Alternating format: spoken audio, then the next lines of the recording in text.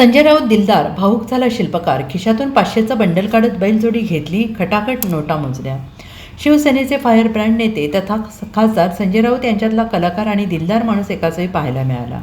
कलाकाराच्या कलेचा सन्मान करत त्यांनी शिल्पकाराकडून बैलजोडीची प्रतिकृती विकत घेतली. वृद्ध शिल्पकाराकडून 8,000 रुपयात ही बैलजोडीच्या प्रतिकृतीची खरेदी झाली. वृद्ध शिल्पकार शिरूभाऊ कासार हे सकाळपासूनच अजिंठा विश्रामगृहात संजय राऊत यांच्या भेटीसाठी थांबून होते. संजय राऊत यांनी जळगाव दौऱ्यादरम्यान सर्जाराजा या बैलजोडीची प्रतिमा खरेदी केली. राऊत हे अजिंठा विश्रामगृहातून निघत असताना त्यांची ही प्रतिमा विकत घेतली. त्यांनी वृद्ध शिल्पकार शिरूभाऊ कासार हे सकाळपासून प्रतिमा विक्रीसाठी विश्रामगृहात थांबले होते. राऊत यांनी त्यांच्या हातातील बैलजोडीची प्रतिमा पाहून वाहनातून उतरून त्यांची विचारपूस केली.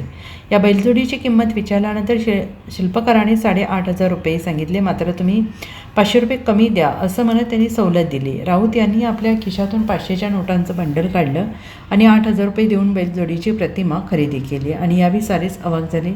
बैलजोडीची ही प्रतिमा लाकडी असून त्यावर बैलांच्या आकृती सिरॅमिक पावडरपासून बनवण्यात आलेल्या आहेत. बैलजोडी विकल्यानंतर शिल्पकार कासार यांच्या चेहऱ्यावर समाधानाचे भाव दिसून आले. दरम्यान संजय राऊतांना धन्यवाद देत तो वाकून नमस्कार करू लागला. त्यामुळे हा क्षण काहीसा भावूक झाला होता.